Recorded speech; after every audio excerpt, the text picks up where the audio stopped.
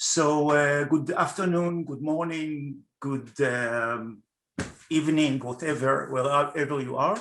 Another seminar of theories of regulation, but today with the journal Regulation and Governance. And I have with me my co-editor, Eva Tomen. Professor Eva Tomen will moderate the event, and also all the guest editors and some of the participants, the contributors for the special issue on private authority and public policy interactions in global context. So thank you all for participating, and Eva, the floor is yours. Thank you so much, David, and thank you everyone for joining. It is a big honor for me to chair today's session. So we have the pleasure to, in this webinar series, to talk about theories of regulation and governance. And today we talk about an important topic, namely the intersection between private authority and public policy interactions in global contexts.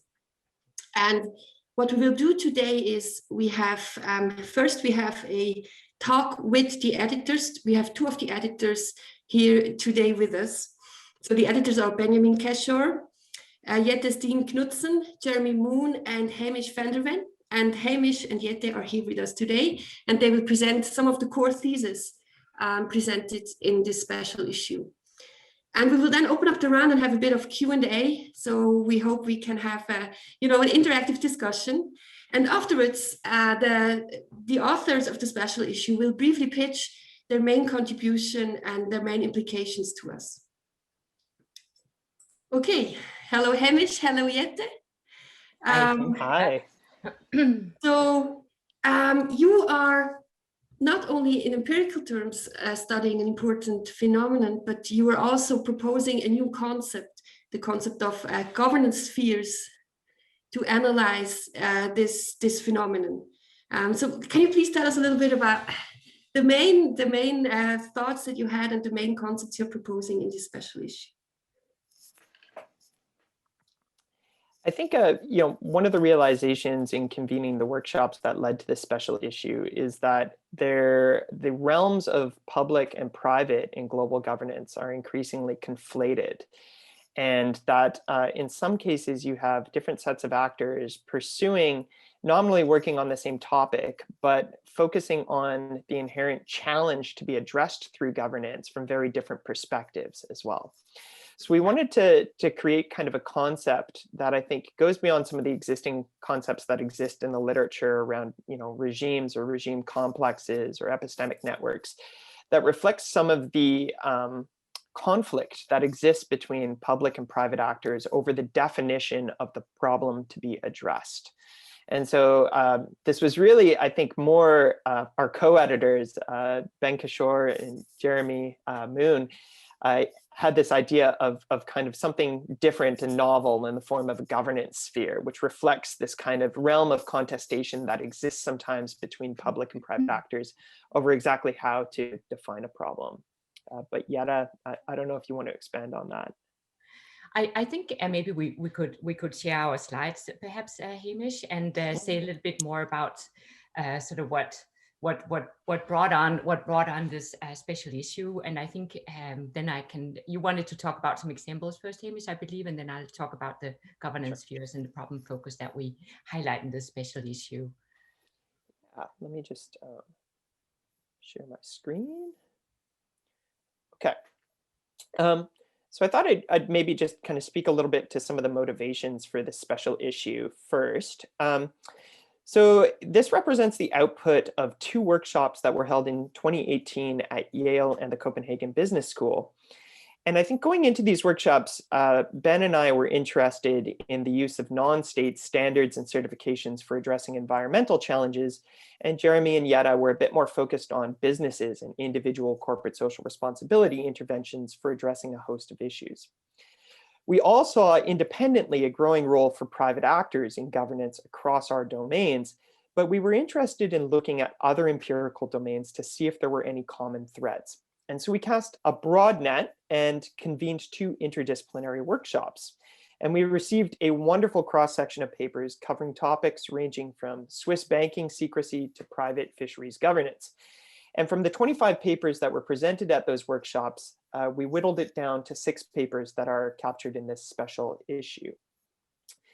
I'm not going to read the abstract in full for the special issue, but the big question that we wanted to address was, what do we know about how private authority and public policy interact? And we think this is an important empirical question right now because of the growing prevalence, especially of private authority. So more and more, we're seeing the creation and enforcement of authoritative rules that transcend borders developed by unelected actors without any formal ties to the state. And one example is the proliferation of multi-stakeholder initiatives, and particularly voluntary sustainability standards developed by combinations of NGOs, industry associations, and professional standard setters. So the figure on the left of your slide depicts the global production of agricultural commodities that are certified to a private voluntary sustainability standard. And what the figure shows is that we're approaching a critical mass in some sectors. So for example, up to 40 to 44% of the global production of coffee and cocoa, respectively, now follows rules created by a non-state actor. And so we wanted to understand, how does the rise of quasi-authoritative governance affect the traditional political authority of the state, especially in countries that produce commodity products? And the other motivation here is the first mover role that many businesses are now playing in addressing social or environmental challenges. So we've seen scores of businesses recently commit to zero deforestation sourcing policies or carbon neutrality, or even moving money out of states because they disagree with electoral reforms or approaches to LGBTQ issues. So we wanted to ask, how does this leadership role for the private sector affect the authority of the state, and vice versa? What happens to private governance when there's a change in public policy? And are these two realms even so separate as to be distinct anymore?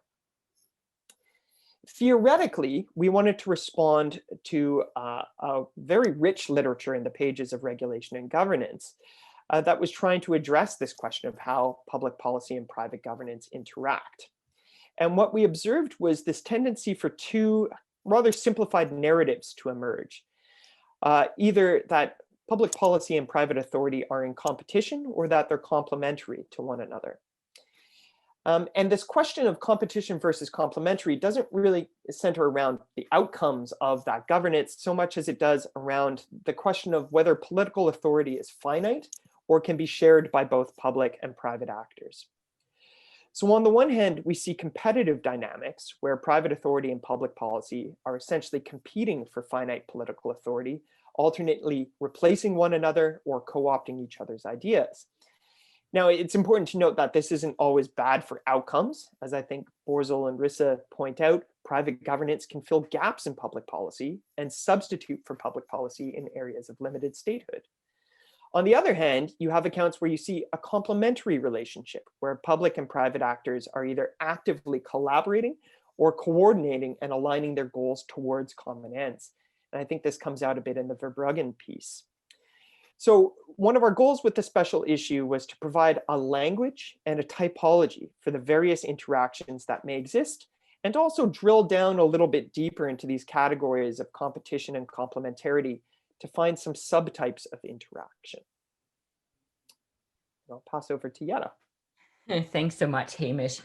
Yeah, so in this special issue, we highlight 3 areas in particular. And so the first point is the interactions between public policy and private authority. And we are by no means the first to do that. But we do this in a particular way, which I'll get to in a moment. But when we talk about public policy, we talk about the ways in which elected officials make laws and distribute resources. And a lot of the literature focuses on how this is done in liberal democracies. But in this issue, we also focus on the Global South. We have at least two articles that focus on this, the Eberlein and Marcus, and also the Pontenot and Mwamfupe piece that take a Global South perspective. Now, Hamish has highlighted very much the focus on private authority, so I will skip that. But what we focus on in this special issue is that private authority and public policies, they're not distinct and independent spheres, but they're mutually shaping and constitutive of each other. And as we see in a lot of the contributions to this special issue is that they are also evolving over time. Now, the next contribution is the focus on governance spheres and our problem focus. And we find that a lot of studies that highlight private authority, public policy, as well as their interactions, take a somewhat functionalist approach that downplays underlying conflicts and underlying bigger problems. And what we propose in this special issue is to look at problem-focused governance spheres that highlight how different public and private interests compete for influence. So in a sense, moving beyond what Cohen and Peregrine have called the collaboration narrative. So to take an example, there's a lot of literature that highlights, for example, the Alliance for Bangladesh Worker Safety, which is an initiative that North American firms established after Rana Plaza. But as Erin Lighthizer, for example, points out in her paper, the approach in the US and in Europe is quite different, reflecting public policy. So the bigger problem is, how do you protect garment workers? And that could be a way of addressing that particular sort of broader problem. Another example is literature on initiatives such as the Marine Stewardship Council that has highlighted the certification of wild Alaskan salmon. And while this is a very great initiative, as Ben Cashore has pointed out repeatedly in our workshop, that happened at the same time as the farm salmon industry grew exponentially, which is quite polluting. So rather than focus on a particular initiative such as the MSC, we highlight in this special issue the competing interest between such initiatives, and the bigger problem could be, how do we ensure sustainable salmon? So that's our second contribution. And I'll come now to the last contribution. I should maybe also add then, as Hamish highlighted before, the kinds of interactions that we focus on are going beyond the complementary and the competitive and the coexistence to focus on particular types of complementary initiatives. And we focus here on collaboration, coordination, and isomorphism. And you'll hear very soon from papers that stress these different types of complementary interactions. But interactions can also be competitive. And here we talk about substitution and co-optation. The last point we highlight in this special issue is that sometimes you can have public and private initiatives that coexist, whether it's in the form of institutional layering or more in the form of chaos. So as you will hear soon, we will see different types of papers that address that. And maybe on the next slide, we can give a couple of brief examples. So for example, with respect to complementary interactions, the Extractive Industries Transparency Initiative, which was a UK initiative that was established to focus on tax payments by extractive companies. That's a private initiative, but that initiative was set up, and then later the EU Accounting Directive was revised in a way that complements the Extractive Industries Transparency Initiative. And as this is some work that Jeremy and I have done in our recent book, there was very extensive collaboration in how this was done, and also coordination. Now, I will leave these examples for now because I think we'll hear from the papers some more interesting examples that I think the authors should be allowed to present themselves.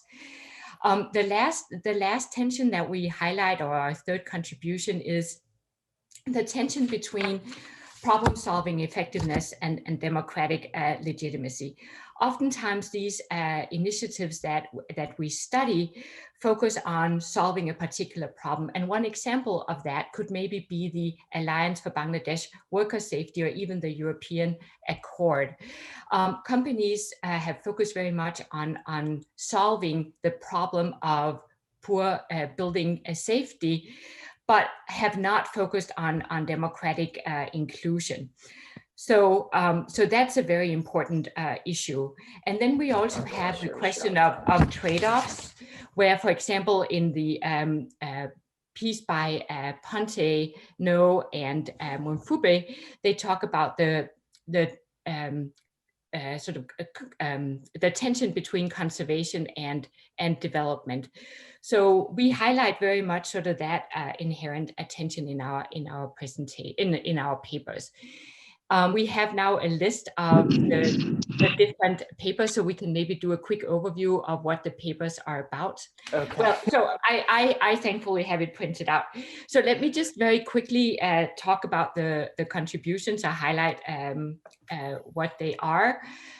We have a paper by Grabs, Alt, and Cashore on private regulation, public policy, and the perils of adverse ontological selection.